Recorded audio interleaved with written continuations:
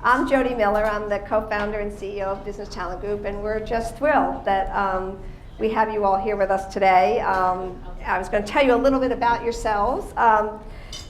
You're a room full of people who have been at BCG, McKinsey, Bain, Booz, A.T. Kearney, IBM, Deloitte, Accenture, PwC, Mercer, EY, KPMG, Bearing Point, and LEK.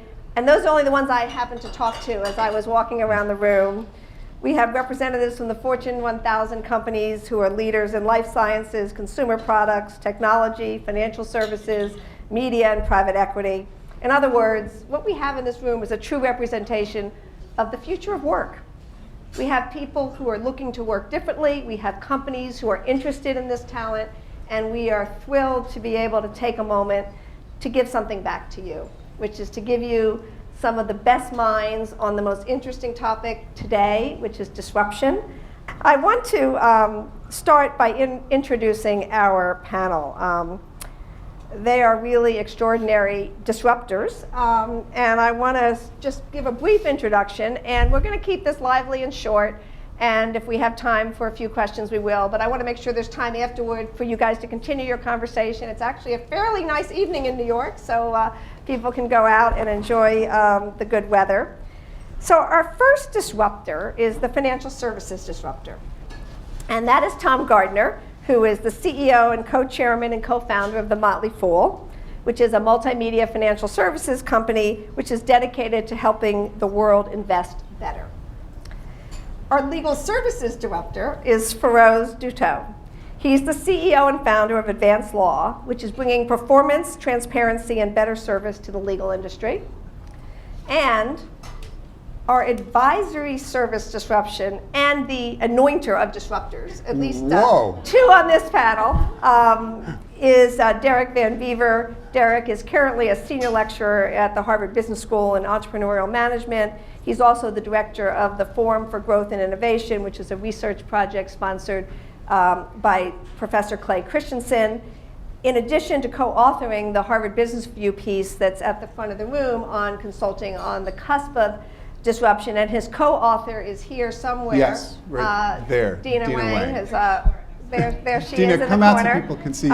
So they worked on this piece together, and in addition to being an academic right now, Derrick was the co-founder of both the advisory board and corporate executive board, which was one of the very early disruptors, I think, of both consulting and in the kind of the thought leadership advisory business. So these are extraordinary folks, so I'm going to let them do most of the talking, and I'm going to sit down, but I hope if you guys can't see or hear, let me know. And I'm going to start this off, and I'm going to ask Derrick to combine your professorial knowledge and your executive brevity to tell us what disruption is all about. What does it mean? What does it mean to be a disruptor? Wow.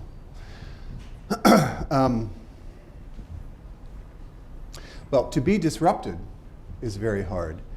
I don't want to lecture a room full of people about Clay Christensen's theories, but when he coined the term innovator's dilemma, he captured a very hard situation that leading firms can find themselves in, where you face a dilemma, a choice between two bad alternatives, either ignoring the upstart entrant who is attempting to disrupt you and paying the consequences over the long term, or turning and fighting and suffering financial underperformance challenge to your core franchise in the short term. So you kind of have that long-term versus short-term trade-off. And when a disruptive entrant is coming at you with a fundamentally lower cost business system, or is targeting clients who are marginal to you such that you ignore them until it's too late, you kind of find yourself, you wake up and find yourself in that dilemma. And that's, we wrote the article in part because we could see that the leaders in professional services are kind of getting edged into that corner more and more each year. So, Tom, you actually took on a huge industry. There are many representatives of that industry in this room. Tell me what you and your brother saw in the world that made you think there was an opportunity? What's going on in the market when you said, you know what, we're going to make this, Motley Fool, and we're going to take these guys on? I guess the first thing I'd say is, if anyone sees a red laser light on my forehead at any point, just shout if you care about me. So I think that when we started the Motley Fool, we weren't attempting to be a disruptor. We didn't see a world that we saw a lot wrong with. We loved investing. We were taught by our dad when we were kids.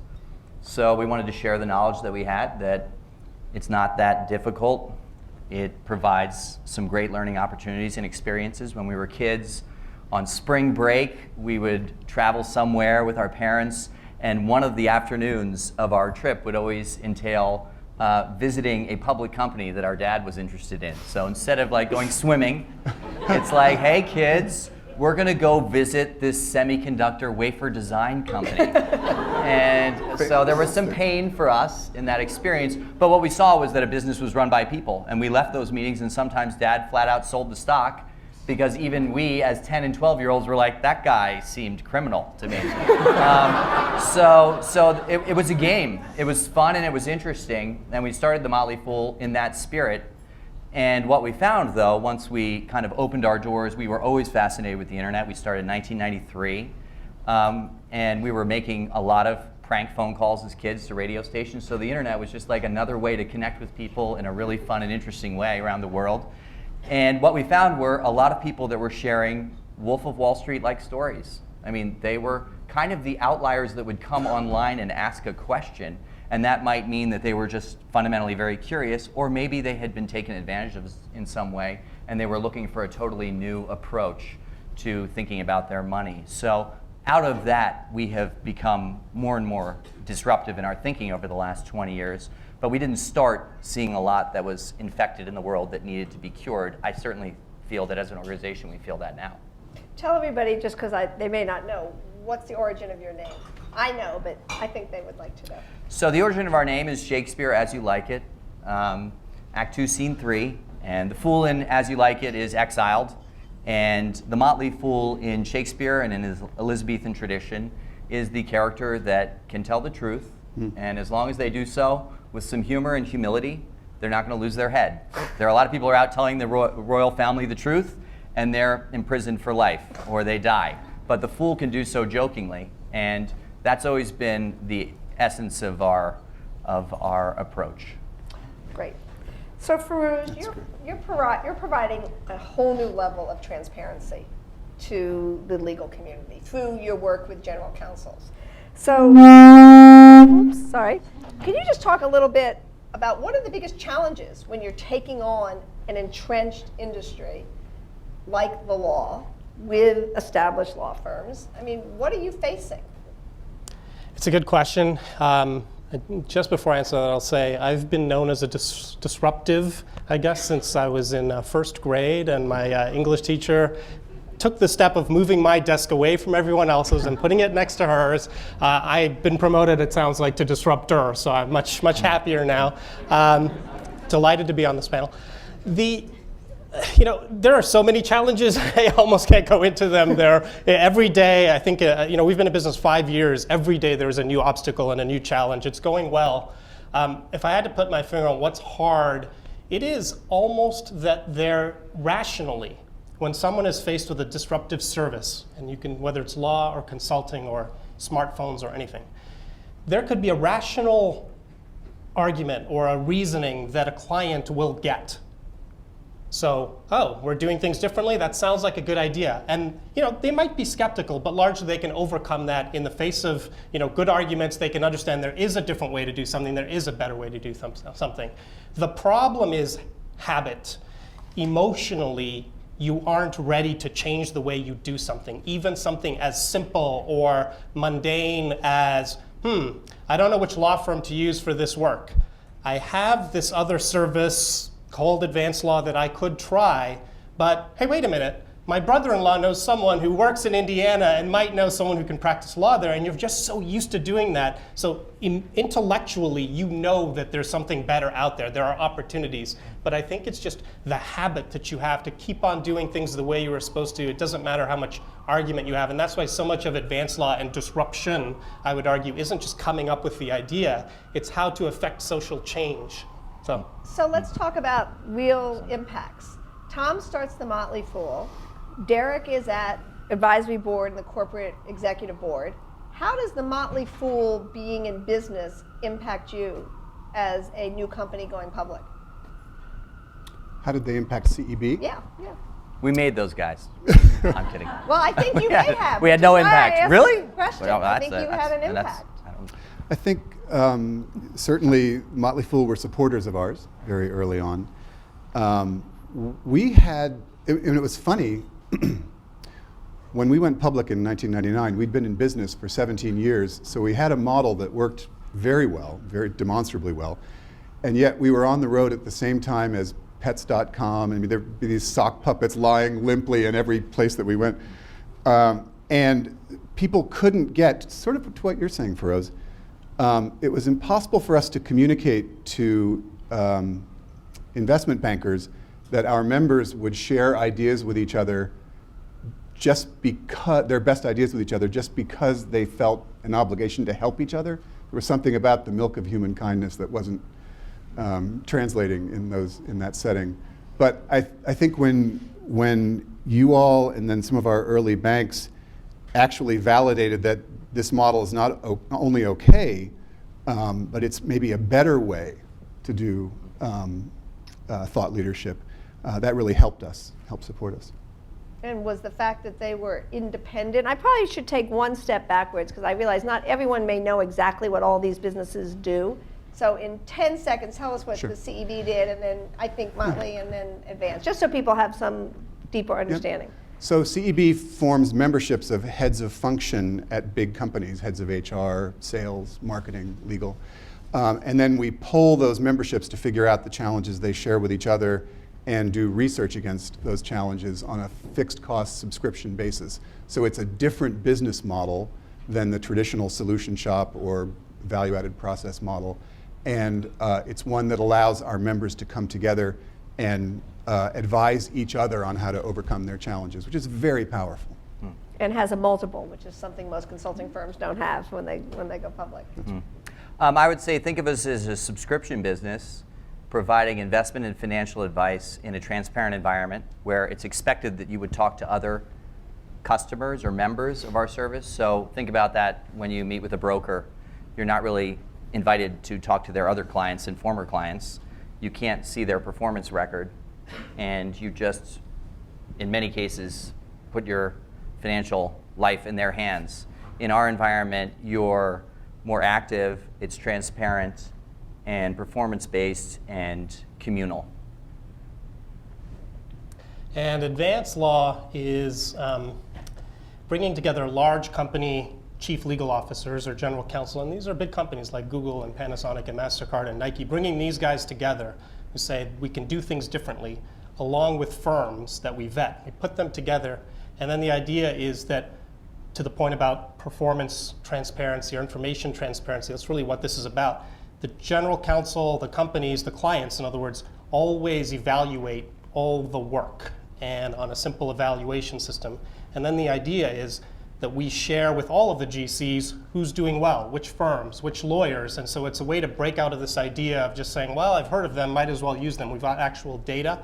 And the thing I like about it, if I can just speak this for 5 more seconds, the thing I like about it, besides the fact that obviously we can help clients get better information, is, you know, I used to practice law, and it's not always fun. There's a malaise, you could even argue, with the profession, because if you do good work for a client, that good work, that information lives and dies with that one client because they don't have the means to tell other people about it. It's a black box. And so one of the benefits that I'm learning is happening with advanced law and other services like this is they're a little bit more energetic. They're more likely to be excited about what they're doing because if they do well for the client, it works out financially well for the law firm because lots of other clients will use them. And that's the the thing that I think is a nice benefit. And I think most of you know what BTG is, but really at the highest level, we're creating a global market for the best independent business talent that we make available to organizations for project-based work, just to make us all grounded in the same thing. So, Jody, may I pick up on it? sure, for a of second? course. I think you heard in what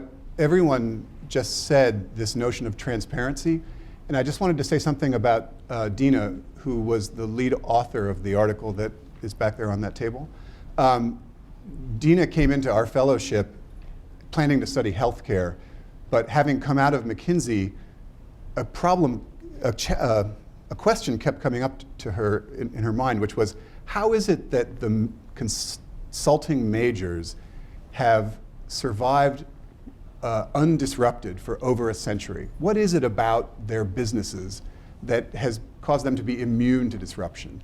And this notion of transparency, I mean, the traditional solution shop model is very opaque, right? The value is created in the team room, the client doesn't really see it. If they see it, they can't really judge the quality because there's a complexity to implementation. But you all in this room know very well what the markers are and the processes are that lead to first-rate consulting projects, because you've been trained in that world. And so the secrets, if you will, in that world are now more and more transparent. And that allows the kind of business model change that I think you're seeing with Business Talent Group and others. The value creation is now much more apparent to the client, and they're much more able to influence it as the engagement goes along, which is all to the good. So I'm interested in the notion that you weren't trying to disrupt anybody. Did it ever occur to you, when did it occur to you that actually you were having an impact on an entire industry?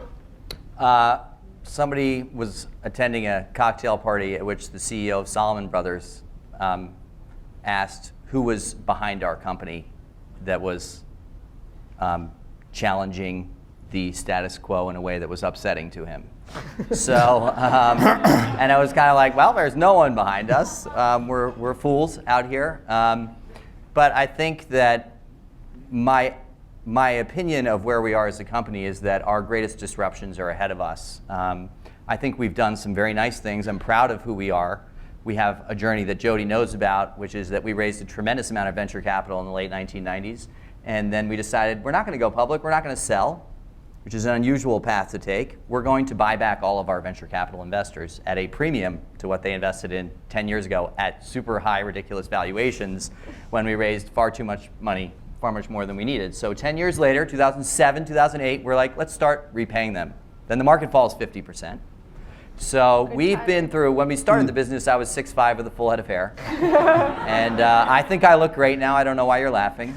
But we have just, on April 1st, we made, fittingly, the final payment. So we're now 100% privately held. Wow. Thank you. And really what we clap for when we talk about that internally is we now have all of the capital to reinvest in our business, and we don't see very much change having taken place in finance.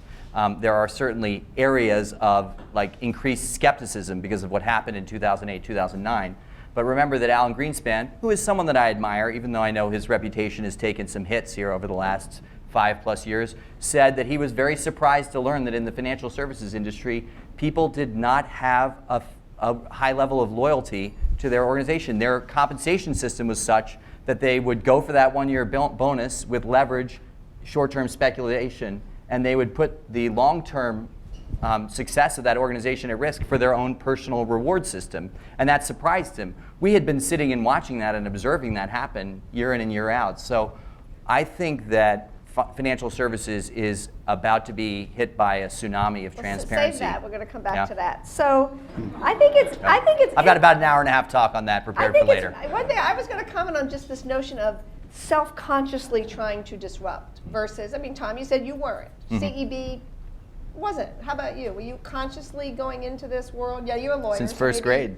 Were you constantly I was conscious. You were consciously thinking this world need to be I think I just saw an opportunity where people were excited about this other thing they could have. I didn't view it as, oh, I'm going to disrupt the market. And I feel that's, and we were talking a little bit before, and even at the Motley Fool, which has done so much disruption and has so much innovation, it was incrementally, or at least I gather that it was, and same with us. It's been incremental. So I'm going to say something I probably shouldn't say. I was thrilled to be in your and Dina's article. I was so happy that BTG was mentioned.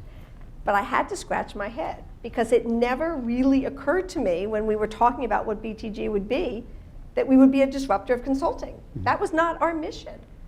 You know, our mission is actually much bigger than that. I mean, it's, you know, and my analogy is Amazon. You know, when Jeff Bezos started Amazon, if you go back to those early interviews, he says his vision was to be the largest e-commerce platform in the world. He named the company Amazon because it's the widest, biggest river. And he chose books as the first entry point and didn't call it books.com because it was the most natural place to get the consumer comfortable using this new technology. And when I think about companies like BTG, I think our real mission is a global talent platform that makes it a more efficient market, that lets people work differently, that lets companies work differently. And when I read that we were disruptive consulting, I thought, oh, well, that's nice. That's a nice thing to be on the way to where we want to go. But it was never the vision. And you know what I think we did was just like Jeff. You know, we said, what's the natural entry point where what you were saying for us exactly, where customers are comfortable doing something a little different. They already hire consultants. They already use outsiders, but now it's just a slightly different way of accessing this incredible talent pool. So I think the question of disruption as a deliberate strategy versus finding a market opportunity, being interested in something, and then finding out, oh my God, we're actually shaking things up. And you know, when McKinsey starts bidding below us to beat us, you know, we start looking at each other and go, what's happening here? You know, that shouldn't be happening. That's crazy, right? But it's just, I'm curious from an intellectual and academic point of view, Derrick, do you ever think about, I mean, are most successful disruptors trying to be disruptors? I don't know. One attribute of successful disruption is that the existing providers whom you are disrupting ignore you for long enough that you gain a beachhead. So, you know, probably, I'm guessing, not. Probably when you're starting a new business, you're so consumed with that business that you're not thinking about the enemy who's turning and you know, ignoring you or fleeing up market. But they do eventually wake up and, to their chagrin, discover that while they've been ignoring you, you've now secured a position in the marketplace that they cannot attack. I guess that makes sense. Yeah, it's an interesting question. So I'm going to shift gears a little bit. I've read research that says that innovation, business model innovation, only accounts for 2% of all innovation as opposed to product innovation, what we typically think of as innovation. And yet it's responsible for 90% of the value creation in innovation, which is something that, I think I read that in one of Clay's articles. Yep. And you know, I'm curious, why don't we start with you, Feroz? I mean, do you think what you're doing is essentially changing the pricing structure? Is it a cost play? I think some people get attracted to the cost opportunities of going outside the incumbents, whether it's law firms or consultants. But at the end of the day, I think if you do something, if you truly innovate or change the way something is done, you're just as likely to get a quality improvement as a cost improvement. And so you know, there's a recent survey that we did of about 100 general counsel. Many of them are you know, participating in advanced law, and they actually found that the incumbent law firms, on the whole, were less responsive than the other law firms, any other law firms that they tended to use. And so you could say, well, then if I use the incumbent, I know I'm going to get a higher bill, but I'm also going to get this linchpin to good client service. I'm not going to necessarily get that responsiveness because they might not be hungry. So I guess what I'm trying to say in a roundabout way is you can really get both, and that's what we are finding. We get them excited about cost, but they're not going to keep coming back for cost for important matters in consulting, in legal, in anything else. They have to feel they're getting a superior product. And I mean, how do you, your model is a subscription model, so it's a totally different, you really are a business model innovator. Increasingly, that is true. We didn't start with that thought. One of my observations about disruption is in game theory and in gaming, there's a concept called min-max. Actually, how many people know what min-max is? Okay, yeah, so good. An opportunity to add some value this evening for me. This is it, this is my shining moment. Min-max is a game will develop in a way that the players of that game will attempt to get the maximum reward for the minimum effort. So think high frequency trading Flash Boys Michael Lewis. Like I am gonna lay the fiber optic that's gonna take there's gonna be no cost to my business, and I'm gonna parasitically nibble off every trade before it's made and make a $20 billion industry out of nothing. The minimum amount of effort, maximal amount of reward. And that can set you up for disruption for somebody who's willing to take a lower amount of profit for a little bit more effort. But I still think that each industry, like that concept, is not necessarily, I don't view that as a negative thing. It's just a force that's out there. We can view it positively or negatively. In our case, I would say that a business model disruption that is coming, that we'll be participating in, perhaps leading, but it's coming definitely, and that is increased automation of your financial life. I think that your children will they'll aggregate their accounts to a tool online, and literally all of the advice and all of the transactions will be done for them. And they'll be able to visually see, well, I'm 14 years old now and I opened my first IRA, and if I make this path and make these decisions, I'll be a millionaire by the time I'm 38.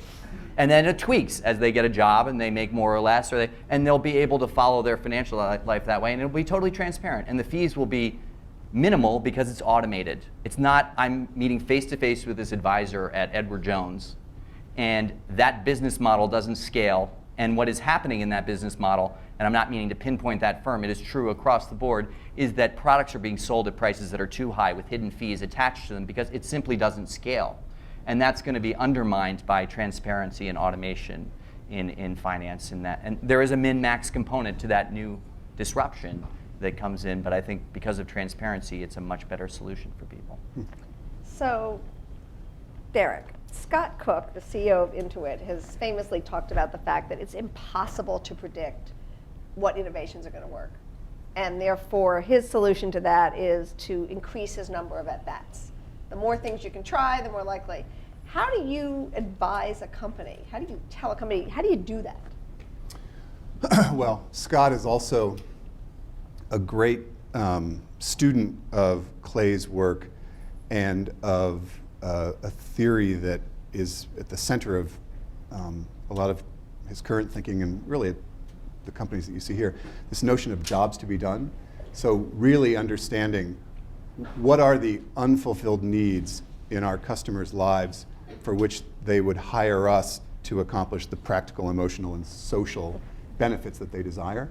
And so Scott is a very close student of how much are we affecting the lives of, how big is the opportunity and how much does this solution affect the lives of our potential clients? Much more than running the numbers and seeing which has the highest IRR and then going with that. And jobs theory keeps coming up for us as we look at trying to sort through which are the really meaningful innovations and which are the ones that are more transient. So the pace of change is faster than it's ever been. Andy Grove famously said only a paranoid survive. What are you worried about? You're new, but what are you worried about? I worry about a lot of things. Maybe I'm paranoid. What am I worried about specifically in terms of what's going to disrupt you?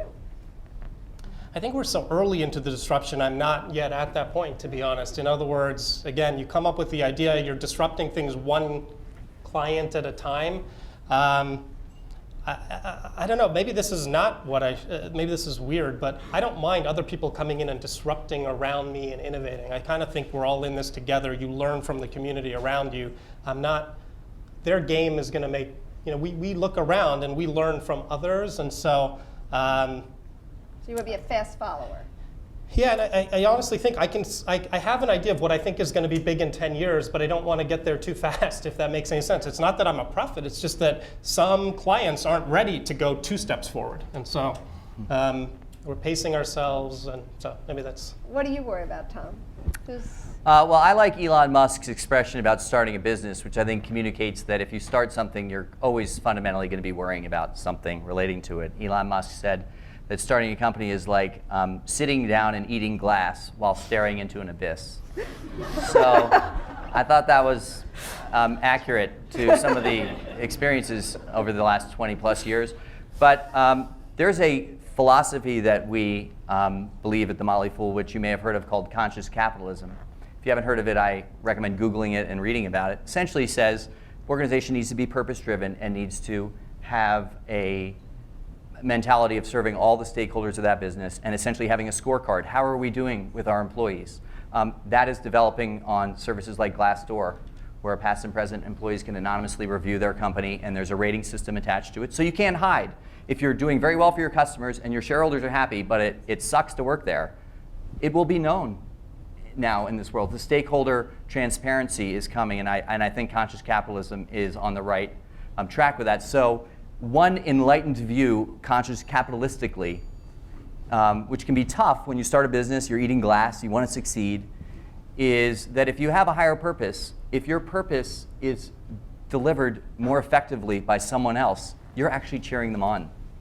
It makes you look at your potential competitors that might be disrupting you and asking, how can we partner with them, because what they're doing is going to get us to where we need to go faster to make the world a better place. It's tough to get there when you're having to meet payroll and other things that could be impacted by that, but it actually, I believe, makes your company stronger because you're looking for opportunities and partnerships that will make you increase your chances of being relevant and useful for a much longer period of time. That's interesting. I think in our industry, what I've got my eye on is the online world. You know, will clients self-serve? Will, and what level? And unlike Tom, who I guess I need to be a little more magnanimous, a little more conscious capitalism, you know, my view is if it's going to happen, we're going to do it. You know, and I'm not going to just sit back and say thank you for improving the industry. I mean, you know, but you know, I'm listening to you. Maybe I should be more open to partnering and doing it differently. Well, and I don't mean to say that you're not competitive, because you're competitive for your purpose, but you don't look at somebody who's doing something you admire and wish their misery for your success. If you're trying to help the world invest better, and somebody comes along with an awesome solution like Vanguard, and we make investment recommendations designed to help you beat the market, we have to admit that for 90% of the world's population, just passively indexing is great, and we need to make that part of our advice and not shield ourselves from that reality. I think that's really helpful. So Derrick, we're almost done. We'll take a few questions. I was at a conference at Harvard Business School about 5 years ago, which was designed to bring a lot of people in the legal world and in the consulting world and in the world of disaggregating independent, you know, talent. And we spent a couple days there, and there was one problem that nobody could solve. And it was the problem of what the heck do you call this? Nobody, the biggest hurdle was, you know, what is this industry? What do we say we are? And the idea that Harvard eventually came up with was that we were alternative professional services, which is not very interesting or sexy.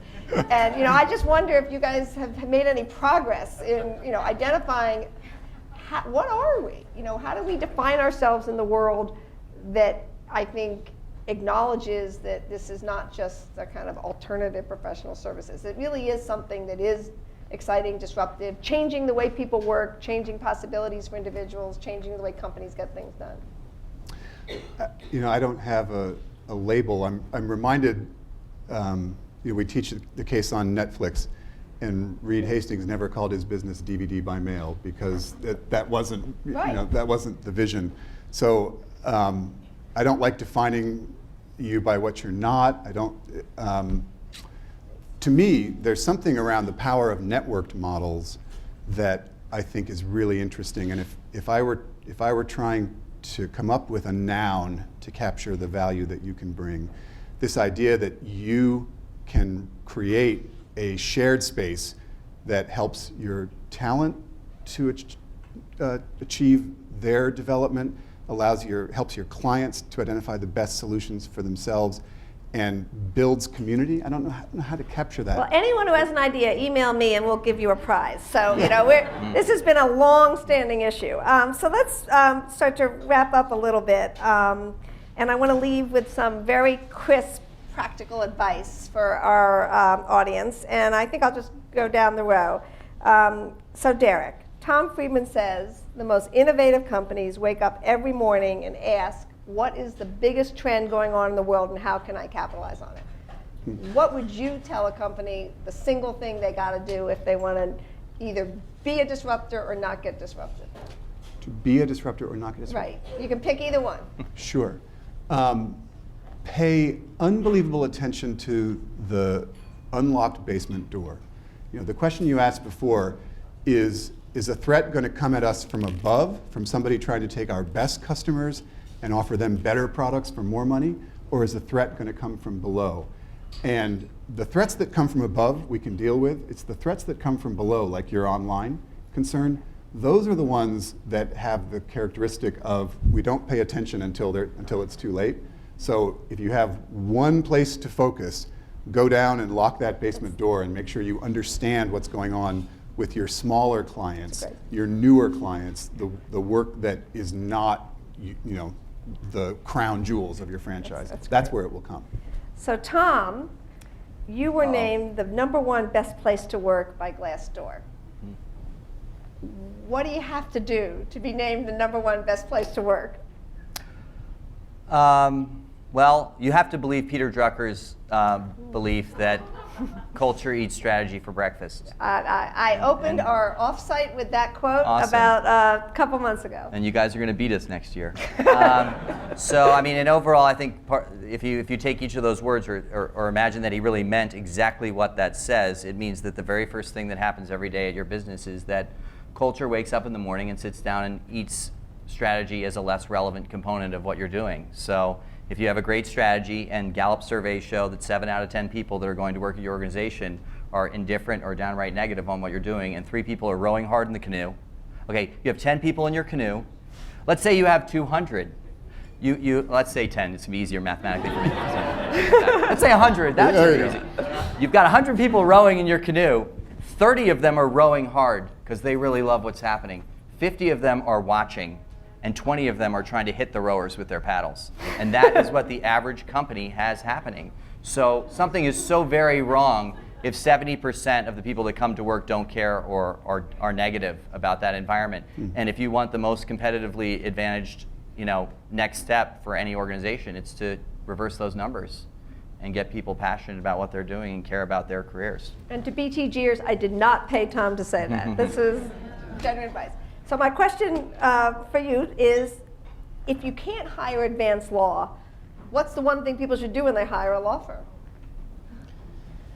Well, for clients hiring law firms, there's a few things, but I guess it actually goes with the information transparency idea. Internally, within your own organizations, you could figure out which lawyers and which law firms are doing a good job or not a good job. It turns out that only about 1 in 3 general counsel actually evaluates their firms internally, evaluates the firms they're using, and then shares that information with the firm so they can tell them, you're not doing that well, or you could do better, or other law firms are doing better. And I've never met one of the 1/3, the 33% of general counsel who do this. I've never met one who said, oh yeah, that was a bad idea, that was useless. Every single general counsel who does this says the law firms come excited to compete, and they're trying to, I just have to show them a graph. And the fact that they're on the bottom means that these law firms want to do better. And I think that goes to the information transparency. It's good because you know who to use more, but it also excites the other side, the vendor, the law firm. So lightning round, jump ball, what are the next industries you think are going to be disrupted?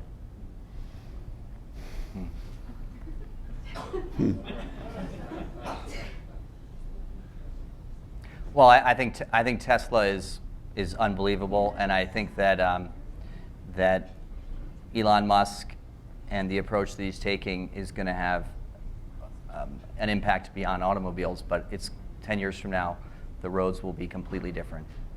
So, and that's exciting. I'm good. Any other thoughts? If not, I'll go with that one. Okay. All right. So I think I don't think it's so live. Thank you, team. And we'll be we'll all be around for a while, so feel free to stay as long as you'd like.